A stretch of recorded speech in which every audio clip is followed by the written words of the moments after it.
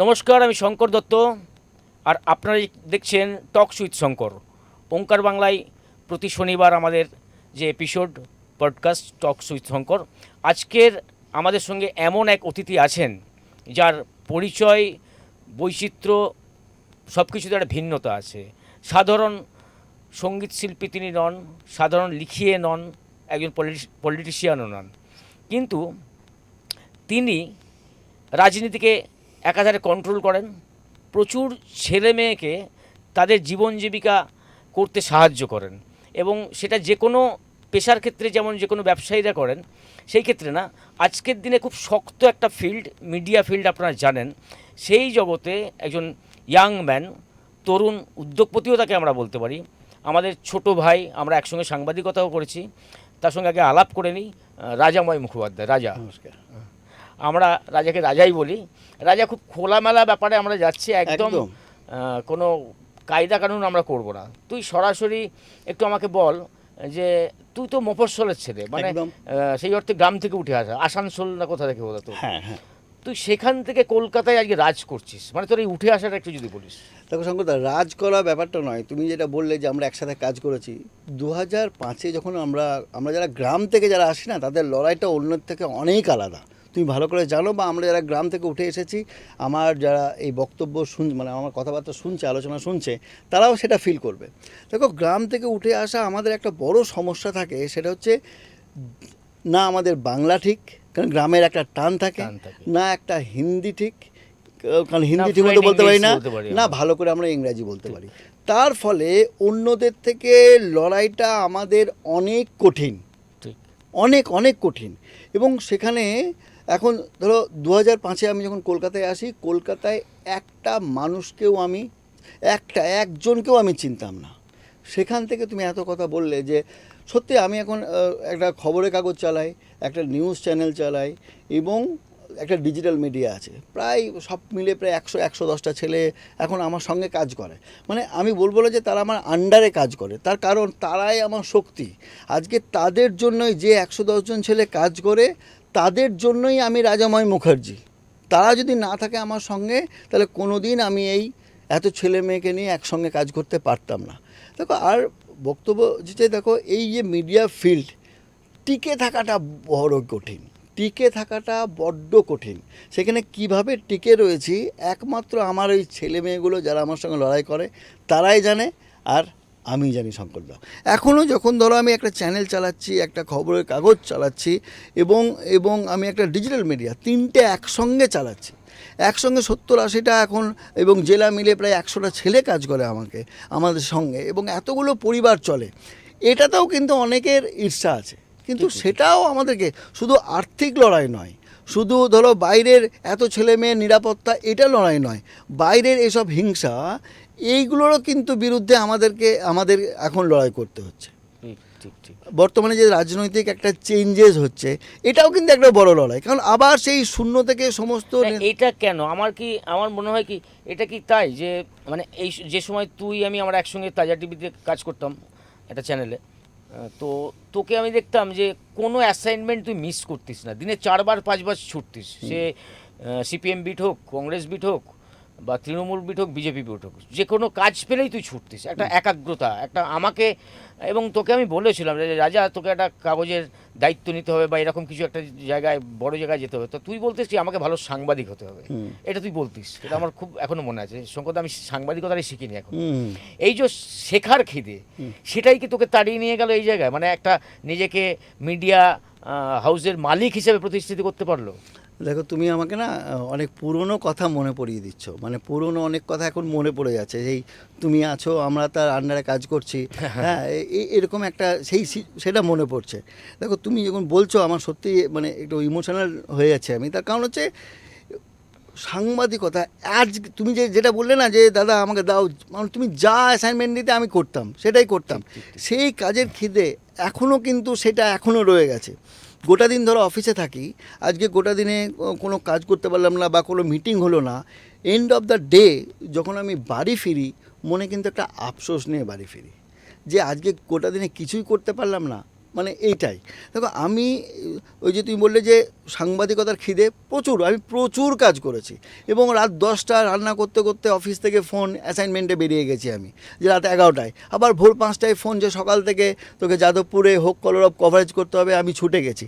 দেখো পথ চলা তো কম নয়, বজবজে আমি সামান্য একটা আবার খবর বলে মানে দিনের পর দিন বাড়ি ভাড়া নিয়ে থাকা বা- কলকাতার আশপাশে অফিসের মধ্যে থেকে অফিসের যাওয়া, মধ্যে থেকে একটা থাকা। অফিসের এক কামরা অফিসে থেকে যাই। দেখো এই লড়াইয়ের কথা বলি না, কারণ এই স্ট্রাগলের কথা মানুষ শুনতে চায় না, মানুষ সব সময় শুনতে চায় সাফল্যের কথা। তুমি যদি স্ট্রাগলের কথা বলো না, 1 মিনিটে শেষ, যে আমি খুব লড়াই করেছি, আমি না খেয়ে থেকেছি। স্ট্রাগলটা না থাকলে তো সাফল্যটা আসবে না। এক্স্যাক্টলি, এই কিন্তু স্ট্রাগলটাকেও শুনতে চায় না। তুই আসানসোল থেকে এসে কলকাতায় থাকতিস এবং কলকাতা থেকে সামান্য বজবজের একটা মফস্বলের কাগজে কাজ করতিস, সেটা একদম, আমায় তুই বলেছিস। এবং সেটা একটা ছোট্ট ঘর, ওখানেই রাতে খাওয়া দাওয়া করে ওখানেই থেকে যেতাম। হ্যাঁ। রাস্তা হ্যাঁ। পেরোলে মানে মেন রাস্তার বাইরে একটা ছোট্ট ঘরের মধ্যে আমরা দিনের পর দিন রাত কাটিয়েছি। বাড়িতে জানলে হয়তো এগুলো শুনলে দুঃখ পাবে, কারণ যে বাড়িতেও কোনোদিন এগুলো শেয়ার করিনি। কারণ তোমাকে বললাম না, লড়াইয়ের কথা, লড়াই মানুষ শুনতে চায় না, স্ট্রাগল শুনতে চায় না, মানুষ শুনতে চায় সাফল্যের কথা সব সময়। তুমি লড়াইটা 1 মিনিটে, তোমাকে যদি আমি বলি আমি না খেয়ে কাটিয়েছি, খুব কষ্ট করে কাটিয়েছি, ভাড়া দিতে পারিনি, এই কতক্ষণ, 1 মিনিট তুমি বোর হয়ে যাবে। কিন্তু শুধু সাফল্যের কথা শুনতে। দেখো সাফল্য তুমি যেটা বললে সহজে আসেনি, কিভাবে এটা মানে সেই রাজাই যে একটা অ্যাসাইনমেন্টের জন্য বসে থাকতো, বা ওই বজবজে গিয়ে কাজ করা, বা একটা কোনো ইন্টারভিউ নিতে যাওয়া, তাকে আমরা গত কয়েক বছর ধরে দেখলাম, 15 বছর ধরে মমতা ব্যানার্জি যেখানে যায় রাজা সেখানে, এবং তিনি বিদেশে গেলেও রাজা যায়। মানে এই যে অ্যাচিভমেন্টটা, অর্থাৎ প্রাক্তন মুখ্যমন্ত্রীর সঙ্গে তোর একটা ভালো ঘনিষ্ঠতা ছিল, বেশ সম্পর্ক ছিল বলে শুনেছি, দেখেওছি আমরা। দেখো কেমন মানে জানো, তিনি হাঁটলে তুইও হাঁটিস আর কি।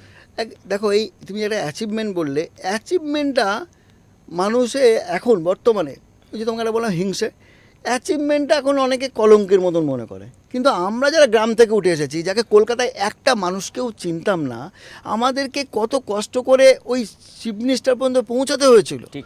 2011 সালে মমতা বন্দ্যোপাধ্যায় ক্ষমতা আসার পর, তুমি জানো আমি নবান্ন বিট করতাম, তৃণমূল বিট করতাম। 2018 সালে আমি মমতার সঙ্গে প্রথম সফর সঙ্গী হই। মুখটা চেনাতে কত বছর লেগে? মুখটা চেনাতে কেউ কিন্তু হাতে ধরে আমাকে চিনিয়ে দেয়নি যে যে ম্যাডাম বা দিদি, এটা রাজাময় মুখার্জি, সে খুব ভালো ছেলে। আমাকে কষ্ট করে পলিটিক্যাল রিপোর্টার হিসেবে সেটা পরিচয় করতে হয়েছিল। তুমি খুব ভালো করে ফিল করবে যে একজন পলিটিক্যাল সাংবাদিকতা, একজন পলিটিক্যাল যারা সাংবাদিকতা করে, আচ্ছা শঙ্করদা, তাদের কি স্বপ্ন থাকে না যে মুখ্যমন্ত্রীর সাথে ঘুরবো, প্রধানমন্ত্রীর সাথে ঘুরবো? তাহলে কি সে, আমরা এটার জন্যই তো পলিটিক্যাল রাজনীতি। তাহলে তাহলে তাহলে তাহলে সেই টাইমে, এবং সেটা যদি তুমি পৌঁছে যাও, তাহলে সেটা তোমার অ্যাচিভমেন্ট নয় কি? অবশ্যই আছে। কিন্তু এখন কি হয় যে মমতা বন্দ্যোপাধ্যায়ের সঙ্গে ঘুরতো মানে তৃণমূলী, বুদ্ধবাবুর সঙ্গে ঘুরতো মানে সিপিএম, তাহলে কি এখন শুভেন্দু অধিকারী বর্তমান মুখ্যমন্ত্রীর সঙ্গে যারা ঘুরছে তারা কি বিজেপি? আমরা সাংবাদিকরা কেউ সিপিএম, তৃণমূল, বিজেপি কি? তুমি যখন আমাকে অ্যাসাইনমেন্ট দিতে, আমি সিপিএমেও বিটে যেতাম, তৃণমূল বিটে যেতাম, বিজেপি বিট যেতাম। এবার অফিস যদি আমাকে অ্যাসাইন করে যে রাজা তুই তৃণমূল বিট করবি বা তুমি তৃণমূল বিট করবে, তার মানে কি আমি তৃণমূলের সাংবাদিক হয়ে গেলাম? এই যে ভাবনা চিন্তাটা, এইটা না সাংবাদিকতার ক্ষেত্রে মহাবিপদ বলতে পারো, মহাবিপদ। কারণ হচ্ছে এই এখন যদি প্রাক্তন মুখ্যমন্ত্রী মমতা বন্দ্যোপাধ্যায়ের সঙ্গে যারা ঘুরতো, তাদেরকে যদি বলে দেওয়া হয় যারা তৃণমূলের সাংবাদিক, তাহলে আগামী দিনে, এখন নিশ্চয়ই বলে অনেকে মজা পাচ্ছে, কিন্তু ভবিষ্যতে যারা এখন বিজেপির বিট করছে, তাদেরকেও কিন্তু এটা আজ থেকে 20 বছর পর, 50 বছর পর, যখন নতুন সরকার, কারণ আমি একটা সামান্য উদাহরণ দিই, মানে আমি ফেসবুকে আমার তৃণমূল জামানায় যত নেতা মন্ত্রীদের সঙ্গে মিট করতাম, অনেকের সঙ্গেই ছবি আছে, অনেক নেতা মন্ত্রীর সঙ্গে ছবি আছে। তো সবাই ভাবতো আমি বোধহয় তৃণমূলের, মানে আমি যে রাজ্য সরকারের হয়ে প্রচার যেটা করছি, বলছিলাম কাজ করছি, তোমাকে, সেটা হ্যাঁ, যেটা হ্যাঁ। বললি তুই। আচ্ছা, রিসেন্ট এই সরকার আসার আগে থেকেই দিলীপ ঘোষের একটা বই আমি লিখেছি, তুই জানিস, দেখলাম ইকো পার্কে। হ্যাঁ, তো নিকো পার্কে ওটা লঞ্চিং হলো। তো সেই ছবিটা দেখে অনেকে আমাকে সরাসরি হোয়াটসঅ্যাপ স্ট্যাটাসে দেখে লিখতে শুরু করলো যে ও আপনি রাতারাতি পাল্টি খেয়ে গেলেন। তা আমি বললাম এটা তো পাল্টি খাওয়ার বিষয় না, আমরা সাংবাদিক, তাকে বোঝালাম যে আমাদের কাজ যারা সরকারে আসবে, যারা না আসলেও যারা ক্ষমতাধারী লোক, তাদের কাছে আমাদের যেতে হয়। প্রো গভর্নমেন্ট খবর করেছি আমরা বাংলার উন্নয়নকে তুলে ধরছি, বাংলার মুখ্যমন্ত্রীকে তুলে ধরছি, আর তো কিছু করছি না। কই মুখ্যমন্ত্রীর সঙ্গে আমাদেরকে তো ঝান্ডা নিয়ে দেখতে পাইনি। আমরা মুখ্যমন্ত্রীর খবর করেছি, আমরা আগামী দিনেও করব। আমরা বর্তমান সরকারের সাফল্যকে তুলে ধরছি। আমরা এই নয় যে আমরা কোনো পলিটিক্যাল ঝান্ডা নিয়ে সাফল্য তুলে ধরছি, আমরা একটা সরকার সাফল্য হচ্ছে, বাংলার উন্নয়ন হচ্ছে, কেন আমরা করব না? আর যদি তোমাকে লড়াইটা বলি, দেখো এই যে জার্নি আমার, যে সাংবাদিক থেকে এখন এখন এই জায়গায় পৌঁছে যাওয়া, দুটোই হচ্ছে অ্যাসেট। একটা হচ্ছে নিজের ওপরে আস্থা রাখতে হবে, বাহ, একদম নিজের ওপর আস্থা, আর ভগবানের ওপরে ভরসা। এই দুটোর জোরে, বিশ্বাস করো, টাকা নেই, ফান্ডিং নেই, কোনো ফান্ড পাই না, কোনো কোনো কোনো পলিটিক্যাল ফান্ড আমি পাই না, কোনো এজেন্সি আমাকে ফান্ড দেয় না, সম্পূর্ণ বিজ্ঞাপনের ওপর নির্ভর করে আমি একাই, আমি সাংবাদিকতা করি, আমি মার্কেটিং করি, আমি টেকনিক্যাল করি। কারণ দেখেছিলাম নিজে যদি ব্যবসাটা না বুঝি, কারণ একটা সাংবাদিক ছিলাম, সেখান থেকে মার্কেটিং কি, টেকনিক্যাল, লাইভ ভিউ, এগুলো সব আমি এমওসও কী করে তুই বুঝবো? পছন্দ করতিস না, আমি কেন ঢুকবো ওর মধ্যে? ঢুকবো কি? হ্যাঁ। কিন্তু যখন ভগবান দায়িত্ব দিল, মানে ধরুন কেউ একটা দায়িত্ব দিল নয়, ভগবান চাইছে এটা করতে, আমাকে লিডার হিসেবে চাইছে, আমি সেটা দায়িত্বটা নিলাম। ধীরে ধীরে আগে বুঝলাম যে কিভাবে হয়, কি এমওসও কী, চ্যানেল কী, কীভাবে হয়। আমি বলতে গেলে আমি আজকে 5-6 বছর আমি ইন্টার্নশিপ করেছি, ঠিক। মানে কিভাবে চ্যানেল চালাতে হয়, মিডিয়া ইন্ডাস্ট্রি চালাতে হয়, তাহলে আমি ইন্টার্নশিপ করেছি, এখন চাকরি করছি। এখন আমি কিভাবে টাকা রোজগার করতে হয়, কীভাবে এই 80টা ছেলেকে স্যালারি দেবো, কীভাবে এটা পরিচালনা করব। আর শোনো, একবার যখন নেমে গেছি, যদি বেঁচে থাকি, তাহলে তাহলে এই চ্যানেল পেপার কোনো দিন বন্ধ হবে না, চালিয়ে ঠিক যাবই। কারণ এই যে বললাম, নিজের ওপর আস্থা, ভগবানের ওপর ভরসা, আর কোনোভাবে আমাকে কেউ দমাতে পারবে না। কারণ আমার সঙ্গে রয়েছে আমার অফিসের 4-5 জন অ্যাসেট, যারা আমার জন্যে সব কিছু করতে পারে। ঠিক ঠিক। এদের ওপর ভর করে কিন্তু আজকে রাজাময় মুখোপাধ্যায়, না হলে আমি রাজাময় একজন সাংবাদিক, শুধুমাত্র ওরা কিছু ছেলে মেয়ে পেয়েছে। ভালো কর্মী, ভালো কর্মী বলতে চাই না, তারা আমার লড়াইয়ের সাথী বলতে সাথী। পারো। এই সাথীদের পেয়েছি বলে সহযোগী দরকার হয়। আস্তে আস্তে চ্যানেল করেছি, তাদের উপরে ভরসা করে আজকে খবরের কাগজ করেছি, যেটা জাস্ট নেক্সট টু ইম্পসিবল ব্যাপার। আমি করেছি ডিজিটাল 100 মিলিয়নের ওপরে ভিউয়ার্স রয়েছে, করেছি এবং দেখো সৎভাবে করেছি। কেউ কোনো আঙুল তুলতে পারবে না যে কাউকে চমকেছি, কাউকে ভয় দেখিয়ে আমি টাকা রোজগার করেছি। এবং বললাম যে ভগবান পাশে আছে, আর নিজের ওপর অগাধ বিশ্বাস যে আমি হারবো না, হার মানাতে আমাকে কেউ পারবে না। আমি নেতাদের কাছাকাছি থাকলে কি কোনো সাহায্য পাওয়া যায়, কোনো ফান্ডিং পাওয়া যায়, কোনো হেল্প পাওয়া যায়? মানে এক শ্রেণীর সাংবাদিককে নিয়ে একটা বিতর্ক রিসেন্টও উঠেছে, সরকার বদলের সঙ্গে সঙ্গে তারাও জার্সি বদলাচ্ছে বলে অভিযোগ। তো এটা কিভাবে দেখিস তুই? যারা পেরেছে তারা করেছে, কিন্তু সবার পক্ষে তো সম্ভব নয়। অনেকে নাকি বাড়ি, গাড়ি, সুইমিং পুল এইসবও করে, এবং ওই নিজের বাড়ির লোককে সরকারি চাকরি পাইয়ে দেওয়া, এই নিয়ে অভিযোগ উঠছে। আমিও শুনেছি, আমিও দেখছি। কিন্তু শঙ্করদা, যদি তুমি তো আমার সিনিয়র, যদি পারো তো আমাকে ওই ফর্মুলাটা প্লিজ দেখিও। ওই কোন ফর্মুলাতে যায় ওইটা পারে, হয়তো আমরা গ্রামের ছেলে অত কিছু আমরা বুঝি না ধরতে বলে পারি না। পারলাম না। নাহলে এই বিগত আমার 2005 থেকে 26 দীর্ঘ 21 বছরের জার্নি, এবং শাসক দলের সঙ্গে 2011 থেকে আজকে 26 পর্যন্ত 15 বছর, এবং 8 বছর খুব ঘনিষ্ঠভাবে থাকা, যেমন বললে বিদেশেও গেছি আমি, ঘনিষ্ঠভাবে থাকা, এবং একজন গ্রাম থেকে উঠে আসা একজন সাংবাদিকের বলতে পারো যে অনেক কষ্টের পরে আমরা সেই জায়গাটা অর্জন করেছি, যে রাজ্য সরকার যখন তালিকা করছে 5 জন সাংবাদিকের মধ্যে আমার নাম ওখানে রয়েছে। এটা আমাদের অ্যাচিভমেন্ট, একজন পলিটিক্যাল সাংবাদিকের কিন্তু অ্যাচিভমেন্ট। আর যে বললে গাড়ি বাড়ি, না নিজের নামে কলকাতায় গাড়ি আছে, না বাড়ি আছে, না কিছু। আমার ধ্যান জ্ঞান সব হচ্ছে চ্যানেল। কারণ আমি সকাল 10টায় অফিস আসি, রাত্রি 9টার সময় বাড়ি যাই, এবং এইটাই আমার কাজ। আমাকে না কোথাও আড্ডা দিতে দেখতে পাবে, না কোথাও গেছি। আমার পুরো আচ্ছা রাজা, আমাদের টাইম তো খুব কম, অনেক কথা মানে ইচ্ছে হচ্ছে অনেক কথা শুনি। ঠিক। সেটা হচ্ছে যে তুই তো প্রচুর সাংবাদিককে রিক্রুটমেন্ট করিস, তাদের ইন্টারভিউ নিস। এখন ইদানিংকার মানে অভিযোগ শোনা যায় যে সাংবাদিক মানে এখন সবাই একটা হাম্বড়ো ব্যাপার, সবাই সাংবাদিকতাটা জেনে গেছে, মানে এসেই বলে আমাকে একটা বড় পদ দাও, আমাকে অমুক জায়গায় আমাকে পাঠাতে হবে, এই অ্যাসাইনমেন্ট ছাড়া আমি করবো না, এরকম কি দেখা যায়? যুগের সঙ্গে তোমাকে তাল মেলাতে হবে, না হলে বিলীন হয়ে যাবে। এখনকার হয়তো ছেলেগুলো সেটাই চাই। আগে যেমন আসতো সবাই মিলে, আমরা মনে করতাম, দেখবে ক্রাইম রিপোর্টার হওয়ার একটা ঝোঁক ছিল। এখন কিন্তু সবাই পলিটিক্যাল রিপোর্টার। ক্রাইম রিপোর্টার থেকে পলিটিক্যাল রিপোর্টারের ঝোঁক বেড়ে গেছে। মানে ওই মন্ত্রীদের সঙ্গে ঘুরবো, নেতাদের সঙ্গে ঘুরবো। আগে তুমি আমি সকালবেলায় ফোন করতাম মন্ত্রীদের, আজ কিছু আছে, এখন না। এখন হোয়াটসঅ্যাপ, ফেসবুক। এখন তুমি আমি যেমন ছিলাম সাংবাদিকতা নরম, প্রশ্ন আমরা নরম করব, হয়তো মানুষের চাহিদাই ওইটাই যে জোরে জোরে প্রশ্ন করবে, হয়তো মানুষ চাইছে। যদি মানুষ না চায়, মোগল সাম্রাজ্যের পতন হয়েছে, ব্রিটিশ সাম্রাজ্যের পতন হয়েছে, বাম সাম্রাজ্যের পতন হয়েছে, আমরা সাংবাদিকতাও দেখব যে যদি মানুষ একটা সময় না চায় যে এই উগ্র প্রশ্ন, এই জোরে চেঁচামেচি চিৎকার এগুলো করে একটা- দেখবো না, হ্যাঁ। তার ফলে দেখবে একটা সময় আবার সেই পুরনো জিনিসই কিন্তু ফিরে আসবে। কারণ সাংবাদিক মানে খুব ভালো প্রশ্ন করবে, সুন্দর প্রশ্ন করবে, উত্তর জানতে চাইবে, স্বচ্ছতা, নম্রতা, থাকবে। কিন্তু কৌতূহল। এখন হয়তো মানুষ সেটাই দেখতে পছন্দ করছে যে একজন পলিটিক্যাল লিডারকে জোরে জোরে প্রশ্ন করছে, তাহলে বাহ বাহ হাততালি হচ্ছে। দেখো, আমরা এটা পারিনি, আগামী দিনেও হয়তো পারবো না। নিউ জেনারেশন পাচ্ছে, আমাদের মেনে নিতে হবে। না মেনে নিতে পারলেই তুমি কষ্ট তুই পাবে। টানা 15 বছর একটা সরকারকে দেখলি, কাছ থেকে দেখলি, আবার নতুন একটা সরকার এসেও গেল। এই সরকারের প্রায় 2 মাস 2.5 মাস বয়স হয়ে গেল। হুম। তুই কি বলবি, নতুন যে সরকার এসছে, ডবল ইঞ্জিন সরকার যেটাকে বলা হচ্ছে, এদের কাজকর্মের ডিফারেন্সটা কি বুঝতে পারছিস? দেখো, এটা হচ্ছে আমার যেটা তফাৎটা আমার যেটা মনে হচ্ছে সেটা হচ্ছে কেন্দ্রের সহযোগিতা ছাড়া রাজ্য সফলভাবে চলাটা খুবই মুশকিল।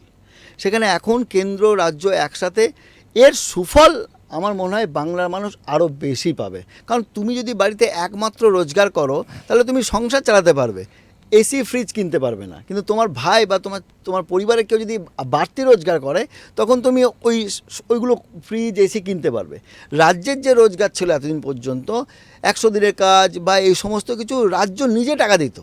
বাইরে থেকে যদি টাকা আসে তার ফলে ইনফ্রাস্ট্রাকচারে তোমার অনেক ডেভেলপমেন্ট হবে, ব্রিজ হবে, রাস্তা হবে, সোর্স অফ ইনকামটা বাড়ছে। ইনকামটা এবং বাড়ছে, হাজার হাজার কোটি টাকা যেটা আটকে ছিল এতদিন, জন্মের পর থেকে আমরা শুনে আসছিলাম যে বঞ্চনার শিকার, কেন্দ্রের বঞ্চনার শিকার, এবার আমাদের সেটা শুনতে হবে না।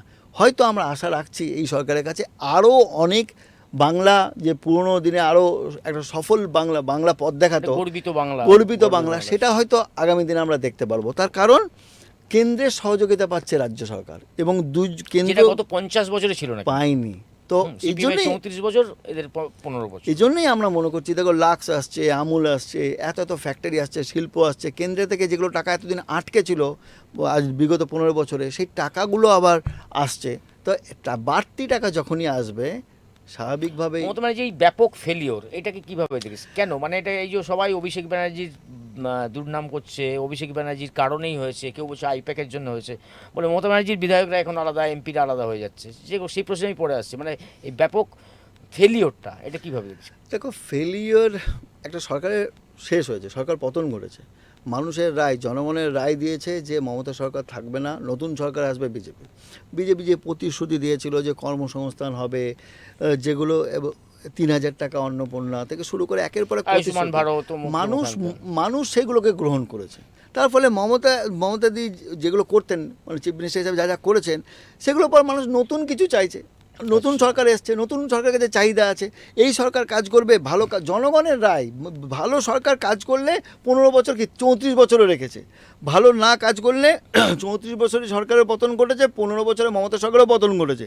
বিজেপি যদি কাজ করে আগামী 50 বছর বিজেপি থাকবে, কাজ না করতে পারলে রায় জনগণই দেবে। শঙ্করদা, তুমিও পলিটিক্যাল সাংবাদিকতা করো, মানুষের রায় কিন্তু শেষ কথা।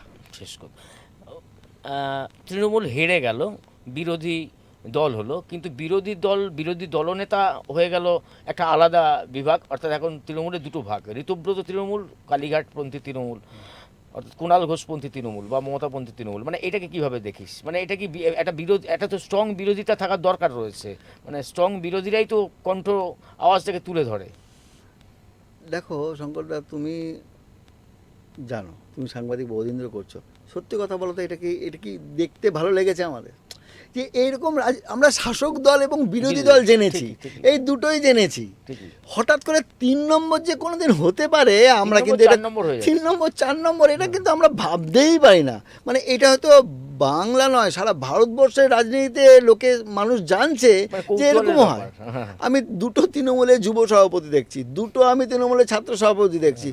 এখন বুঝতেই পারছি না যে কার প্রেস মিটে পাঠাবো এবং আমাদের সাংবাদিকতায় তার নামটা কি লিখবো, তার সুপারটা কী হবে, ডেজিগনেশন কী হবে, মানে ঋতব্রত তৃণমূল না মমতা কালীঘাট তৃণমূল, বিরাট কনফিউশন ব্যাপার। আগামী দিনে এটারও রায় মানুষ দেবে। এই ভোটে নাই হয়ে গেল 29 আছে, 31 আছে, বা এই যে যারা হয়েছে তারা কী হচ্ছে না, এলাকায় যেতে পারছে না অনেকে।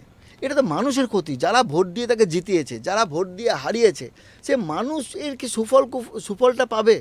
মানে এই যে ঋতুব্রত এসেছে বা ঋতুব্রত ফুল টিম এলাকায় গিয়ে তারা কি কাজ করতে পারছে? হয়তো 6 মাস পর 1 বছর পর সব নর্মাল হয়ে যাবে, বা হয়তো আবার এলাকায় যেতে পারবে। সব মিলিয়ে সাধারণ মানুষ যেন পরিষেবা পায়, এই সব করতে গিয়ে ঋতুব্রত তৃণমূল, কালীঘাটের তৃণমূল, এইসব করতে গিয়ে যারা মানুষ বিশ্বাস করে ভোট দিয়েছে তারা যেন পরিষেবা থেকে বঞ্চিত না হয়, তাহলে কিন্তু এটা বাংলার ক্ষতি হবে। এখন কি মনে হচ্ছে যে শুভেন্দু অধিকারী এসে যে সমস্ত নতুন নতুন নীতিগুলো বিধানসভায় পাশ করেছে, এবং গুন্ডা দমন নীতি, নারী সুরক্ষা, দুর্গা বাহিনী, এইসব, যে আগামী দিনে বাংলার একটা সুন্দর শান্তির জায়গা হতে পারে? দেখো, এখনও পর্যন্ত যা যা পদক্ষেপ শুভেন্দু অধিকারী আমাদের রাজ্যের মুখ্যমন্ত্রী নিয়েছেন, খুব একটা তো ভুল বলে আমরা কেউ দেখতে পাচ্ছি না। কারণ সব সব দেখো, যা যা সিদ্ধান্ত নিয়েছে, ফুটপাত পরিষ্কার হচ্ছে, রাস্তা পরিষ্কার হচ্ছে, হ্যাঁ পুনর্বাসন নিয়ে প্রশ্ন উঠছে, কিন্তু এখন শুনছি পুনর্বাসনের কথাও ভাবা হচ্ছে, হচ্ছে রাস্তাঘাট পরিষ্কার হচ্ছে। এবং এই গুন্ডা দমন যেভাবে আমরা দেখেছি, যে আমরা সত্যিই আমরা তৃণমূলের লো লো লো লেভেল যদি বলো, সিপিএমের সময় অনেক গুন্ডামি দেখেছি, তৃণমূলের সময় আমরা দেখেছি, অস্বীকার করার জায়গা নেই। আমরা গ্রামের ছেলে, আমরা ফিল করতে পারি। যদি এই আইন এনে সেগুলো বন্ধ করা যায়, দেখো প্র্যাকটিক্যালি এটা ইমপ্লিমেন্ট না হলে তো কিছু বলা যায় না। যদি সত্যি এটা করা যায়, কিন্তু এর জন্য যদি অপব্যবহার না হয়, তাহলে এটা বাংলার পক্ষে, দেশের পক্ষে আগামী দিনে নজির হবে এবং ভালো হবে বলেই আমার মনে হয়।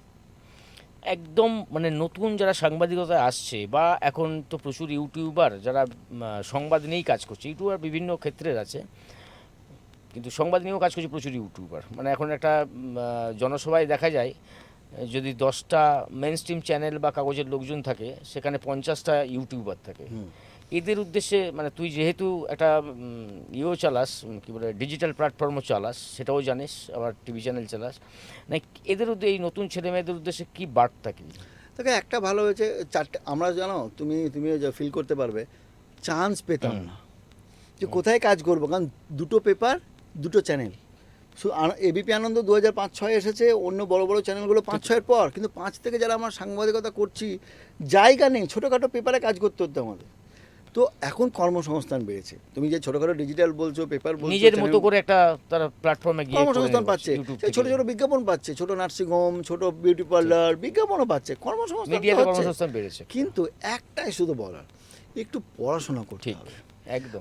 যদি ধরুন এক মন্ত্রীকে গিয়ে বলছে যে আপনার নাম কি, আরে মন্ত্রীটা কে, তুমি তো এটা জানতে হবে। শ্রমিকদা একটা কথা বলেছিল, বিজেপির রাজ্য সভাপতি শ্রমিকদা বলছে, আমাকে ফোন করে বলছে আমার নামটা শ্রমিক না, কেউ বলছে শ্রমিক, হ্যাঁ, কেউ বলছে অন্য নাম, মানে উচ্চারণটাই করতে পারছে, শ্রমিক নাম হয় সেটা ধারণাই, বলে তাকে আমি কি ইন্টারভিউ দেবো?